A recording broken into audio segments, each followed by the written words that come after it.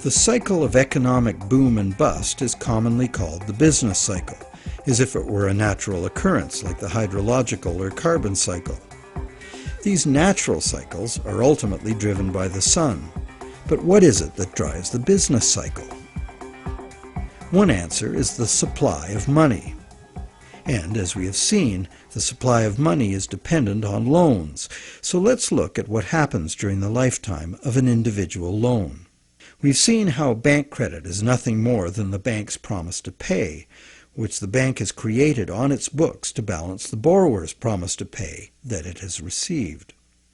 The bank's promise to pay is usually spent on some real good or service and allowed to circulate, making the efficient exchange of goods and services easier to accomplish. As a medium of exchange, today's promise to pay money is unsurpassed in its usefulness and flexibility. However, because no money is created to pay the interest, a seemingly impossible situation is created. On the face of it, if borrowers had to pay the interest they owe all at once, they would have to fight it out for a limited sum of existing money that was very much less than the total owed. The percentage that would be unable to pay off their loans would be simple to calculate. However, interest is usually paid over time, not all at once. If this interest income is recycled into the general economy as spending, it can be available to be earned repeatedly. Once we understand this, the question of whether interest is actually unpayable becomes more perplexing. Is there such a thing as a sustainable system of lending that does not produce mathematically inevitable defaults? In the Middle Ages, usury, meaning charging interest or any form of making gain solely from having money, was condemned as a sin. While the justification was moral, the reason was practical. In a fixed money supply like gold, anyone systematically rolling over all of their loan money at interest will soon end up with all the money. This problem was a big factor in the ruin of Rome. Private accumulations of gold forced the government to mint coins made of base metals instead of the real thing. Debased currency led to failing confidence and ultimate decline. The lesson was well learned. For the next 1,000 years, the Roman Catholic Church declared collecting interest on a loan to be a sin punishable by excommunication. In some countries, the penalty for practicing usury was death. Is charging interest really a sin?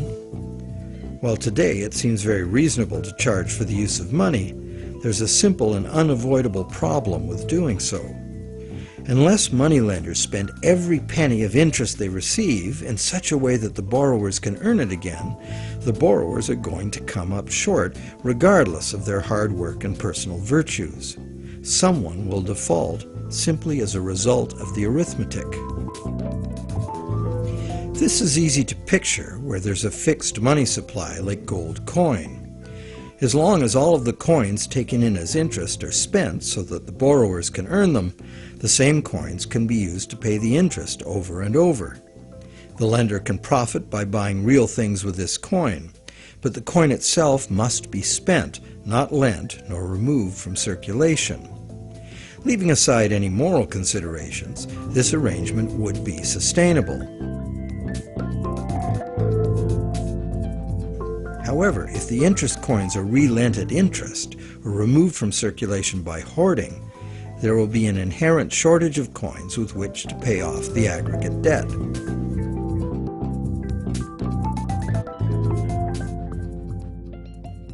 The situation is essentially no different in our current debt-based system. As we have seen, nowadays virtually every dollar comes into existence as debt, with a scheduled appointment to be extinguished as a principal payment on the loan that created it. Thus, for all borrowers to be able to make their payments of principal plus interest, two things must be true. The dollar created as the principal of the loan must be available to be earned by the borrower in order to make the principal payment that extinguishes that dollar. And every dollar the borrower pays to the bank as interest must also be available to be repeatedly earned by the borrower so that it can be paid as interest again and again. There is a common theory, undoubtedly popular with lenders, that because the banks spend their interest earnings as operating expenses, interest to depositors, and shareholders' dividends, there is in fact enough money released back into the community to make all payments.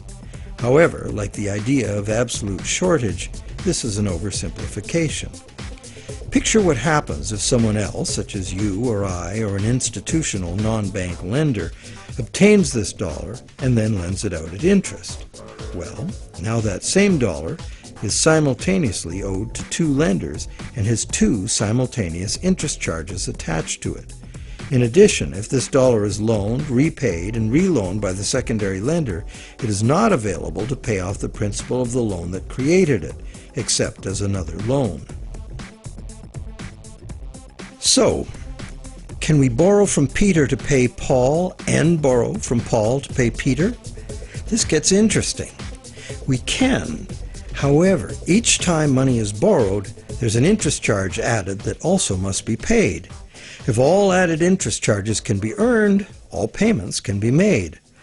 On this basis, many economists and defenders of the current system claim there can never be a shortage of money and all payments can be made.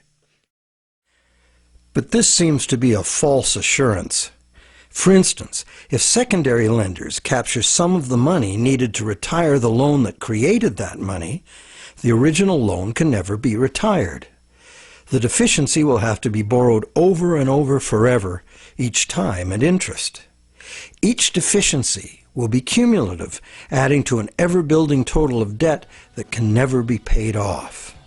And it stands to reason that for each added interest charge in the system as a whole, something extra is demanded of the system as a whole to pay for it. This affects everyone, producers, governments, and consumers. For producers, that something extra must be raised through higher prices or more sales. However, competition for more sales usually requires lowering prices, necessitating even more sales, and leads to overproduction and saturation of the market. The end result can mean job losses, plant closures, and bankruptcies. For governments, that something extra is raised by increasing taxes. But increasing taxes drains money from the productive economy, resulting in a reduction in the collective ability to pay taxes, which then necessitates increased government borrowing and additional interest charges. For consumers, something extra can mean getting an additional job, or borrowing to pay past debts, or paying off debt over longer periods of time. However, competition for jobs tends to lower wages, and paying over longer periods of time adds enormously to the amount of interest owed.